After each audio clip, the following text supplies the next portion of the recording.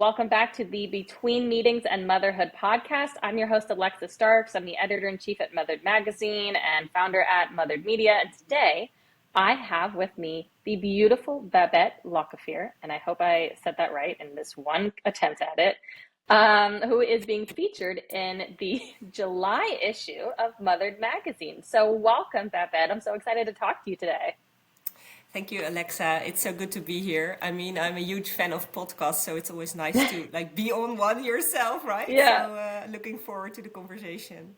Yeah, and you do something that's really, really exciting because I feel like a lot of what I used to do and what you do overlap, right? So you Yeah. do leadership facilitation and I would call it matrescence coaching almost, like that motherhood transition and evolution. So take us back a step. And how did you get into this? What made you want to start doing this? Because I feel like so much of the women who are in the space of matrescence coaching went through something that made them be like, there's something going on here. I want to be part of the fix, right? So Yeah. take me Yeah. back to what got you into doing this work.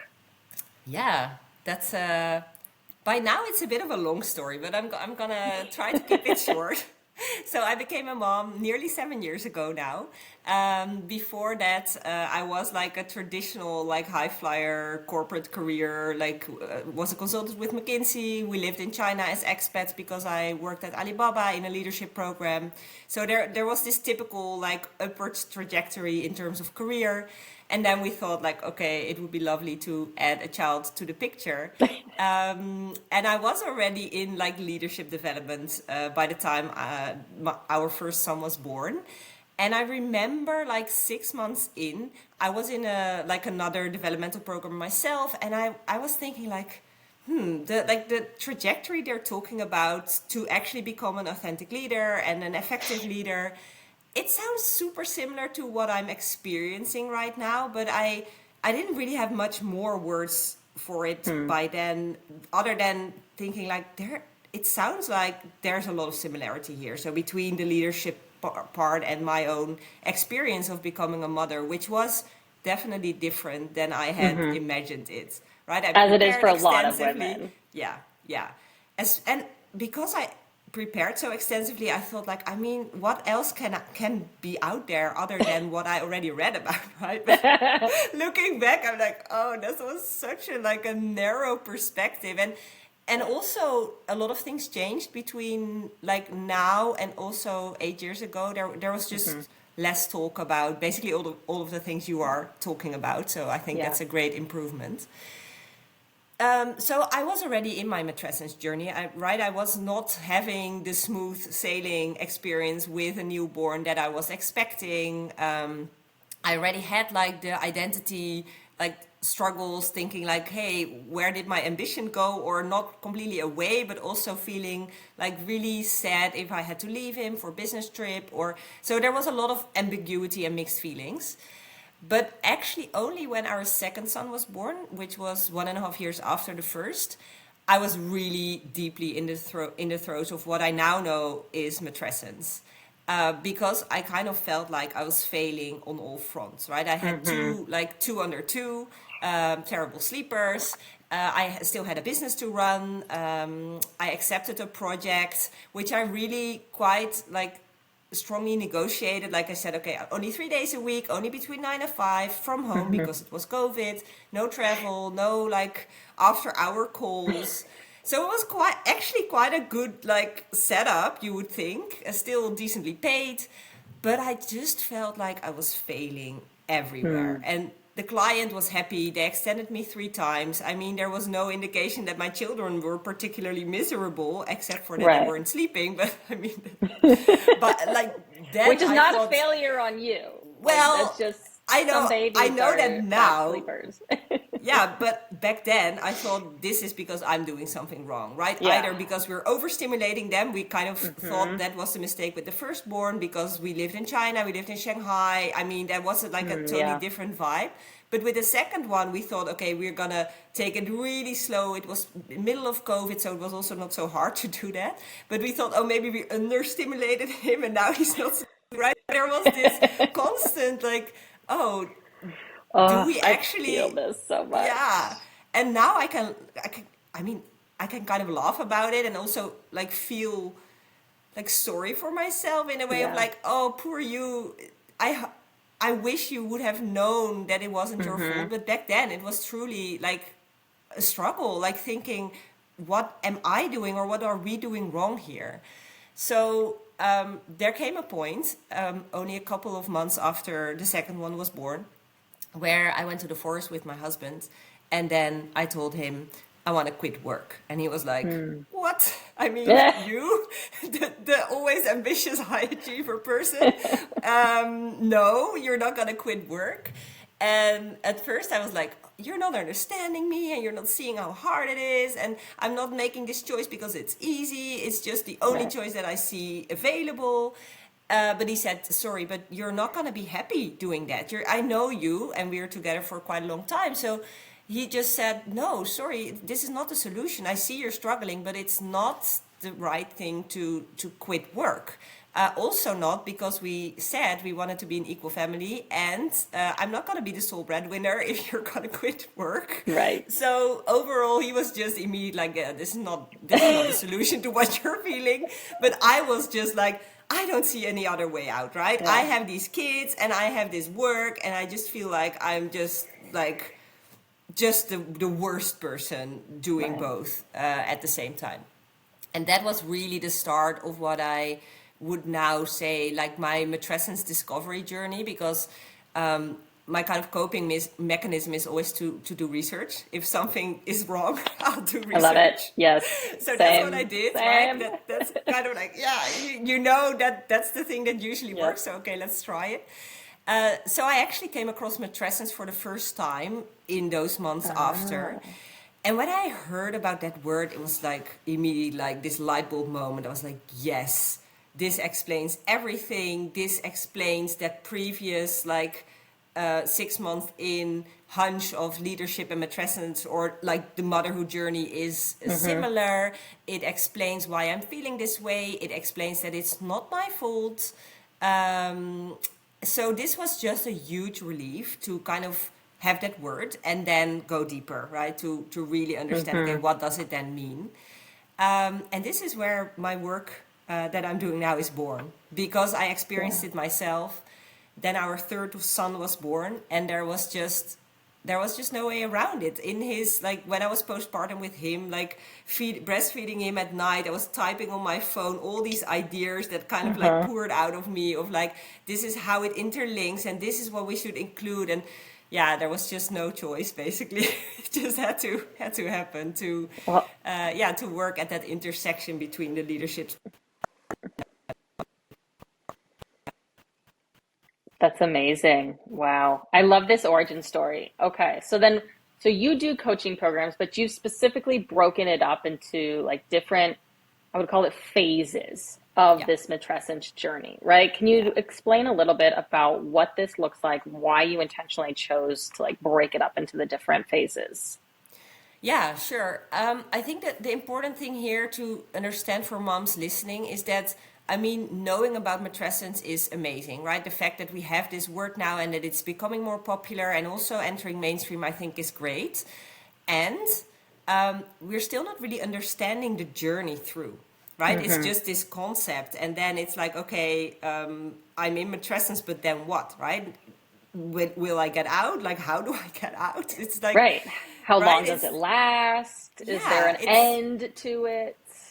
yeah, and I mean, we're given these time frames like 2 3 years per child, but then still like, okay, how do I navigate this? This was a Mm-hmm. question that I really had on my mind. Like, okay, I now know about matrescence, but I still don't really know how to navigate it. So and here comes my experience with like leadership development and team development programs that I designed and that I run and facilitated. That kind of like overlaps, because I Mm. knew that if you want a person to actually make a developmental shift, which matrescence is, right? You're just thrown into this like identity shift. Everything changes. You don't just want them to kind of like add on some skills. What Right. you actually want to do, and what is needed to actually move on to the next phase of development, is to really go basically jump off a cliff and leave all your old viewpoints, mindset, beliefs, patterns behind, and not really knowing yet what's next or what's new. And this That's is a what big leap. matrescence does. It is. And that's why it feels so overwhelming for women, especially because they're not really, they're not expecting it, and they're also not really guided through it. So it feels like they're in this like gray, foggy area, right? And thinking like, okay, who am I? What do I want? The things that used to make sense don't make sense anymore. But we're not being told that this is actually like a part of the journey. So what I've done in my group programs is to basically cut it up in 3 parts, as you said. So the first part is really to help people understand like where are they now. So what is matrescence? What does it mean in terms of like physical, psychological, relational, sociological, spiritual reality, to really kind of like ground them in this understanding of this is what's happening and this is how it makes sense to me. Right, because it is different for everyone. Matrescence is general, but the experience is still individual. So I really want to kind of like orient them towards what does this mean for me. So that's phase 1. That's and shock, right? It's like, oh, there's this baby, and then like, oh my god, what's this? Yeah. And that phase, and I think that's also important to understand, that phase can happen between like 2 days after birth till like the second baby being born. For a lot of women, actually, the firstborn is okay. They're like, yeah, it's different. It's not the same, but I can manage. I can still kind of like uphold my old life. And then the second one comes around and they're like, holy moly, what's this? This is not, I'm already a mom. Like I would have expected that I knew how to do this. Yeah. Matrescence hits, right? I had So I had the same thought of like, oh, I've already gone through this yeah. once. Yeah, so how hard can it be, right? Yeah. That's what I think. I have to say, for me personally, matrescence hit the first time around, but I just know from like working with moms that it is actually very often the case that if the first time around is okay, then the second time matrescence hits. So that's that first phase of really feeling like, okay, there is something really different here, at the shock phase, and then trying to really help women to understand, okay, this is what's happening. The second phase is actually where the magic happens, because I always say matrescence is not something to be survived. It's actually something that accelerates your development and is actually a unique growth opportunity. So although we're experiencing this as like super overwhelming, a very like intense sleep deprivation all over the place, so it feels like, oh my god, I need to survive this. Yes, of course you need to survive. That's important, Right. but also we need to like reframe it as this is a growth opportunity. This is actually really like important, it's a gift in a way to really start shaping the life that you honestly really want to live and build. So it's a question of who do I authentically want to be? And that's a question that's not necessarily always easy, but matrescence just kind of like throws you in there, right? It's just like you don't have a choice. You have to work this out. So the second phase I always call the long middle. It's also called liminal phase, right? And liminal means like the in between. So you're not the old, but you're also not the new yet. So it's like this gray area. And this is the area I think where a lot of women get stuck because they are not understanding what this is. They think that it's them doing something wrong, right? It's them not managing motherhood well. It's them not being cut out for motherhood. It's like all of those things that are basically saying you are doing something wrong. And that's also the experience that I was having the second time around. But the thing is, the long middle is there to actually help you kind of really undo all of those beliefs and patterns that were there but are not helpful anymore. Right. And that doesn't mean that you have to kind of leave behind everything, right? There are things that you're carrying over and you're taking with you, but there's also a part of what you used to do, which is oftentimes tied to the expectations of the outside world, right? Yeah. And I mean, if we become mothers, that becomes even more visible because there is just this enormous amount of like expectations put on you, which are also like, they can't simultaneously be true, right? You're Yeah. always doing it wrong, like somewhere. I call this the invisible motherhood script. I mean, the invisible motherhood script is by definition not achievable. Yeah. But what we are trying to do, because this is what we're used to and what we've always been told since we were little girls, like try to adhere to what the expectations are. Try to achieve all the things that are being put on you without really understanding that it's actually not possible. Even if you even would try it, and I mean a lot of us are trying, it would lead to more guilt, more anxiety, more anger, more higher rates of burnout, less well-being overall. The harder you try, right? This is Yeah. research. We know this, but we're still being told like, hey, the goal is to have it all, right? To bounce back, to be everything for everyone. And this long middle is actually there to help you realize like that's not possible anymore. So it's not possible, and also you shouldn't actually want it anymore. Yeah. But that's scary, right? Because that's something you've been doing your whole life and you've been like applauded for it oftentimes. And now you're there in this like gray, misty bit, and someone's telling you like, yeah, but actually through is your pot of gold. If you really like allow yourself to be in this messy middle and hopefully have support, because I think it's pretty hard to navigate it alone. The other side of this is actually clarity at a much higher level than you actually ever used to before. Yeah. So that's your growth opportunity, that's your invitation, that's your opportunity. But yeah, if you're not being told that and you're in that messy middle, you're just thinking, I want to go back. Like, how Yeah. can I bounce back as soon as possible? Yeah. Right? That's that hard discomfort versus comfort, right? Yeah. We sit so much in what we know, what we're comfortable with, what we've done for decades or years, at least the past few years. And now you're thrown into this whole unknown.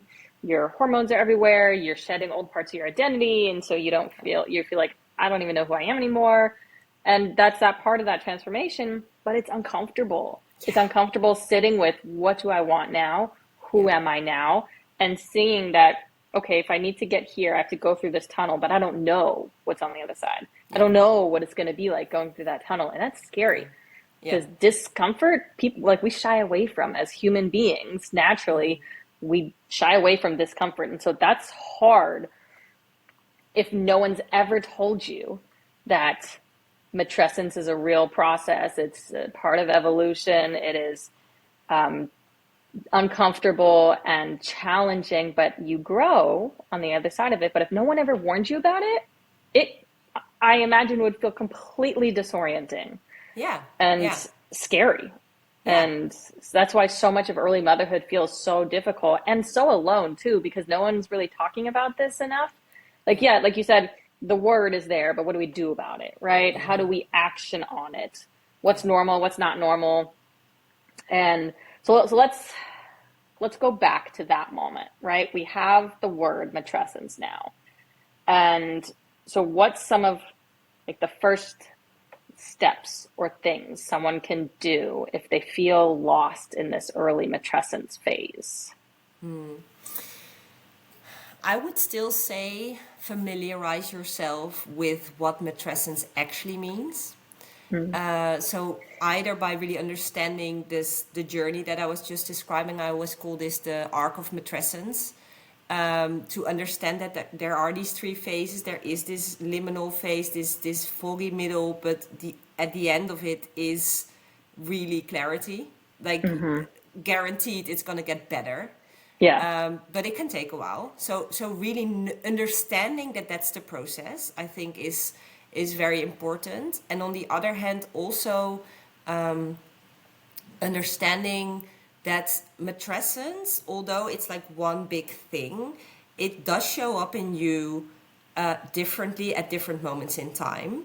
So what I've also done, and I've noticed that it really helps women, is to create a map, like a quadrant of where matrescence might show up and how it then looks like, for you to kind of pinpoint, like, I'm experiencing this part of matrescence, and this is basically the piece I need to understand about it in order to know it's not me, it's the process, and also it's not, I'm not doing anything wrong, the systems are Yeah. just built for me to navigate this or to thrive, basically. So initially, it's really that understanding to help you ground those two things. It's not me. I'm not doing anything wrong. It's part of the development, and this is almost impossible by design because of what we have to navigate currently as modern mothers. And then, if that's in place, then you have to have some sort of support, some form of support. Navigating this alone, I think, is not possible. And that support can be in many different forms, right? It can be like a really good friend who understands this, who you trust and you can discuss. It can be like official, like a form of official counseling, coaching. It can be many different things, but thinking that you need to navigate this alone, I think, is what we collectively are trying to do, right? We're trying to kind of like, in Dutch we say, keep all the balls up in the air. Yeah. But it's just not possible. And the only thing that will happen is that you actually spend longer in that gray middle than necessary. So there's a longer period of confusion and lower like confidence. Career choices that you're making might not be ideal for your actual situation, but they're more like reactive. Kind of the thing that I wanted to do, right? I just want to quit work because it's too Yeah. much. Or you try to go back to the old version of you, which still doesn't Doesn't really fit exist. anymore, but Yeah. you're trying to kind of like put yourself back. Yeah. And that then basically creates resentment later down the line, because you have set up a life for yourself which doesn't really allow for your reality, basically. Yeah. And I was just thinking, we don't have enough examples of what matrescence looks like in the media, in Yeah, TV shows and movies. And so, and since this is fairly new, we're still also not talking about it enough out loud yeah, for everybody to see what the variations of this look like. And so you end up with a lot of moms who are in the middle of it and they feel really alone and start to internalize it as, I don't see anyone else going through this, so it must be me. It must be me failing, or I'm the problem. And we naturally don't want to talk about that if we feel like we're the only one yeah, failing at something. We're not going to be like, hey, I'm like the only one going through this. And yeah, so, and I was thinking about like, do we really have any examples in the media? And I was like, well, every now and then you'll see, like a mom baby group, like a mom going to a baby group, but they're only ever talking about in the shows, it's only ever like, how's your baby sleeping? How's your baby eating? Are they crawling yeah, yet? Are they walking yet? Did they babble and say their first words? And it's never like, how are you doing? How's your mental health? Like, how are you doing with the transition back to work? Or, like, how are you feeling with identity changes? Or what are you thinking about? Like, where are you on this? And those are the conversations that we need to be having more.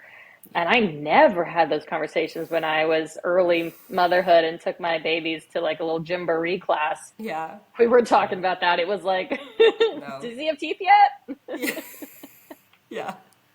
Yeah, and then kind of shaming like other moms for babies who are not at that milestone yet, right? Yeah. And like, oh god, yeah. No, Yeah. you're completely right. I think that's the journey we're collectively on, right? At the moment, to really like flesh this out and also start normalizing the different, and also the different outcomes, sharing the different outcomes of what it could look like, right? Because what I'm hearing a lot from moms is that they say, I only basically know about two options. Either I keep on like working like I did before and striving like I don't have kids, right? Trying to climb that ladder, or I'm becoming a stay-at-home mom.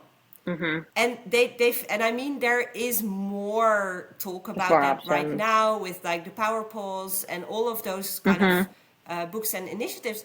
But still, for many moms that I work with and speak to, it feels like there's these two binary options and there's not much in between.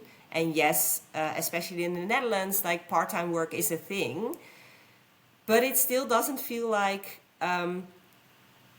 you can actually choose something different than still trying to work as much as possible or trying to be with the kids as much as possible. Yeah. And I think that is also that's unhelpful, because when you're in that gray middle and you think the only outcomes are those two binary options, right? And you Yeah. feel like, yeah, but both of those are not actually my like ideal choices, or not something that I feel like, oh, I can aspire to that. Yeah, Mm-hmm. you're like, okay, but what's the point of this? The Yeah. outcome is something that is still not ideal. And that's why you're so right that we need to talk about this more and talk about all of the different variations of what it could look like at the end of that process. Yeah. Yeah. Yeah, that's so true. Okay, I want to talk more about you then. So you went from crazy ambitious career woman to wanting to rage quit Yeah. and and Yes. in that messy middle transition of a fuck it all, I'm gonna be like a stay-at-home mom and I can't do it anymore, to now back in the successful, I'm a business owner, I help other moms go through all of this so they don't have to deal with what I went through. Ambitious again. So take me through, what does how does that feel going through these big waves of ambition? And what does it look like where you're at today? Because you have three kids. So what does your ambition look like right now and where you're going? Yeah. Yeah, that's a great question. And it's interesting how you describe it, right? Ambitious, then rage quit, and then ambitious Yeah. again. Because for me, how it feels like is that this version of ambition that I have now feels Mm-hmm. very different from the ambition that Oh, I had before. do tell. Because that ambition, there was a lot of external validation in that ambition, right? There was the Yeah. job title, there was the lease car, the corporate credit card, the frequent flyer miles, the trips, Mm-hmm. all of the outward things that people Right. could say, wow, great, great career, right? All of that was there. And I mean, I still liked the work, but it was not actually me, right? Hmm. It was like fitting in a version of what I thought was was the right thing to do, and what I thought would like get me up as quick as possible. Right. Whatever up means, right? Up just means like the next promotion and all of that. And the version of ambition that I have now just feels so different, also because it Hmm. looks very different, right? I don't have any of those perks anymore. I work from home most of the time. I have to do anything myself because it's my own business. I work with moms, which is generally speaking, if you're at a like a birthday party, like I work with moms. Oh, really? You know, it's like this. You know what I mean? It's like, Yeah. okay, Yes, I well, do. underwhelming. So all the external validation, or not all, but much of the external validation is not there. Mm-hmm. But for me, it feels like this is so aligned with Mm. what I think is important, Yeah. what I want this world to move towards. So there's a lot of like purpose in it. There's a lot of like, I can actually leverage all the skills and talents that I have in a way that I feel right, instead of Mm-hmm. like, oh, I just hope that I will be put on this project because there I can use this skill, you know? Right. So it just feels like, and we know that that's also the developmental shift, like it feels like I'm happy with it from the inside, Mm-hmm. even though the external world might think like, okay, whatever she is Right. doing, but it's like, so and also the pace is also a bit Mm-hmm. different, because what Yeah. I really realized, and we have, like, me and my husband talked about this a lot, like, what do we think is important for our family is not to try to keep up with the pace that society wants us to have, because we think it's just unsustainable and it doesn't make our lives better. It doesn't make our lives better. It doesn't make the kids' lives better. So I've really had to work through this, like, drive of being efficient, and like, it can be done today, so why wait, right? And now I'm really in this mode of, like, I just want to be very mindful of what is needed today to still achieve certain goals that I set. In that way, I'm still ambitious, right? I still have like kind of this North Star, and I still want to help many different people. But the way I go about it is just very different than what I used to do 7 years ago. Yeah. Yeah. But it's much more meaningful and fulfilling to you. And Yeah. that's what matters. And that's, I feel like, part of this matrescence evolution and the shift is figuring out where your ambition takes you, right? Like, I Yeah. just spoke with someone who was like similarly very career driven, ambitious, and now they're questioning, do I even want to do it anymore? And that was very similar to what I had and what I went through was, very career driven, ambitious. And then I was like, I don't care about my job anymore. It doesn't matter. I want to do something impactful. Yeah. And, but like we talked about, I feel like if you're trying to go back to that old version of you, but you're in a new version of you that's still evolving, there's going to be that tension, Yeah. right? And so being able to have the space to explore, what do you want to do? What are you passionate about? What does a dream life look like? I mean, sure, you could sit on the beaches in Bali all day, but eventually you'll probably want to use your brain Yeah. maybe a little bit. Yeah. And Yeah. Yeah. so Exactly. being able to build something meaningful is truly incredible. And I love that what you've built.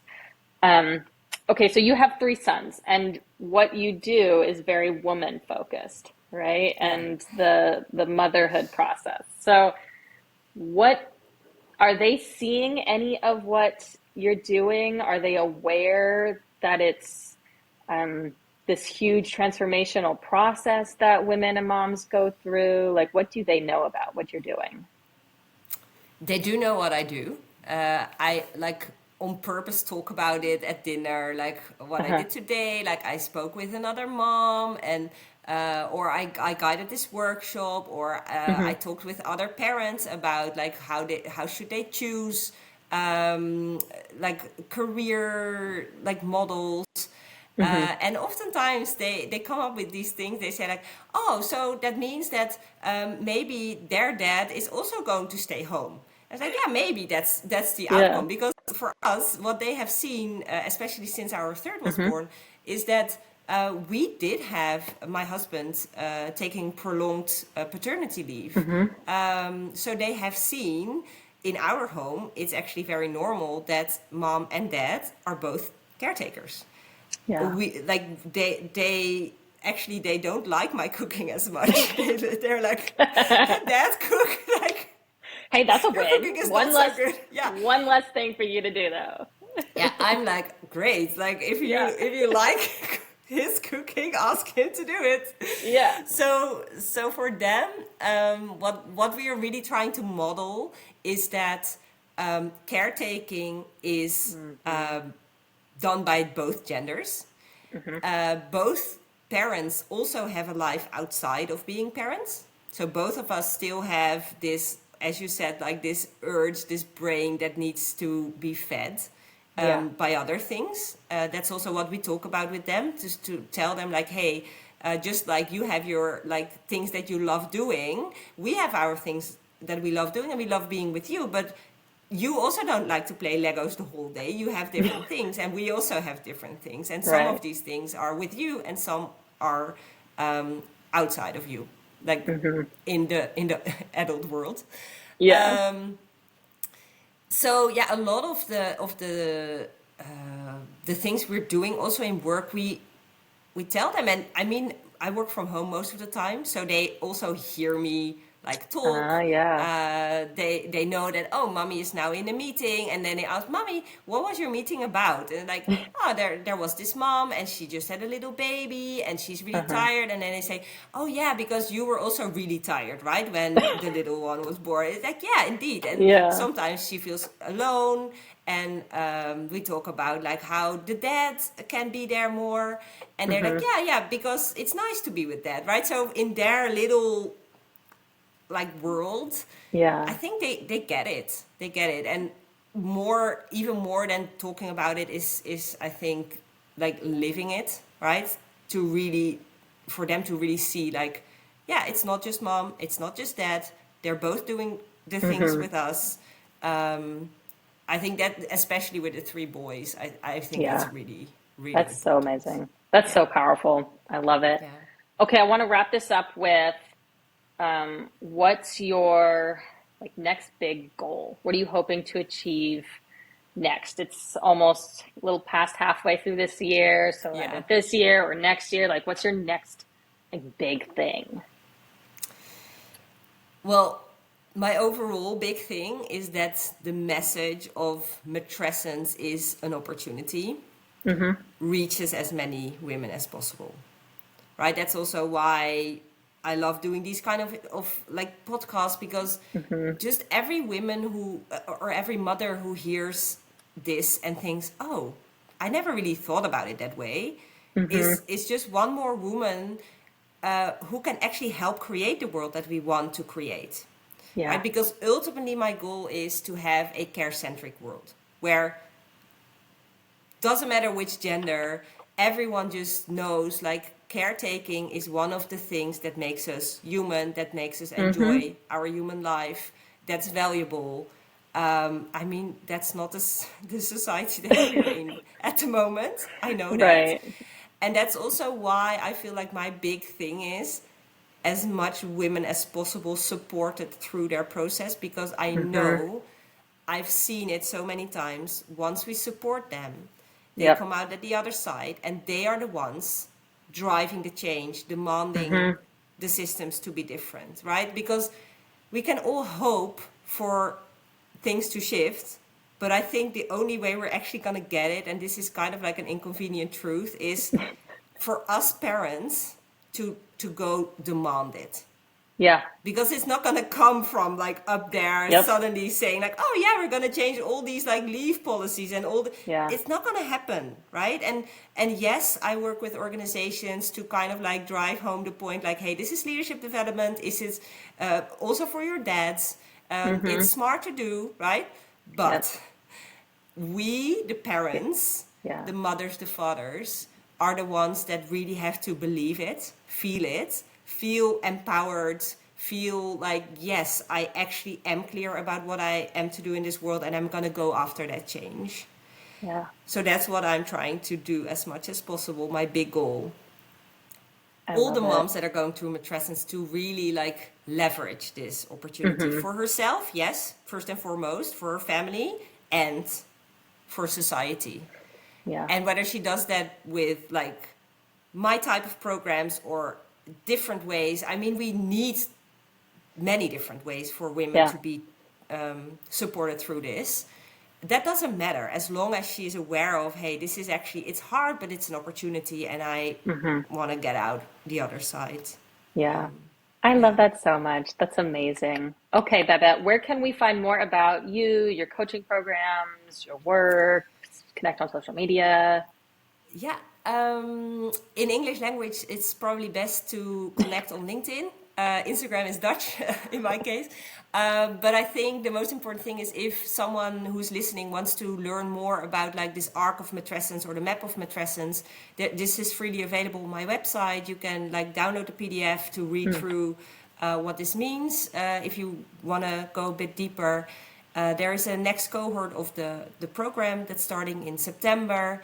It's international, amazing. online, so basically available for anyone around the world. Yeah, I think those are probably the first points of contact. And you can always send me a message if you have any questions, obviously. But yeah, I think that's where they can start. I love it. And we'll link to all of your website and social media in the description. So if you're listening to this, you can find all of Babette's information in the description below. And if you're listening to this, that means the July issue of Mothered Magazine has come out, and you can read more of Babette's beautiful, amazing interview and all of what she's doing and the work she's doing and the impact in the July issue of Mothered Magazine. And I'll also link to that in the description as well. But thank you, Babette, for joining us today. It's been an absolute amazing pleasure talking with you. Thank you. Thanks, Alexa.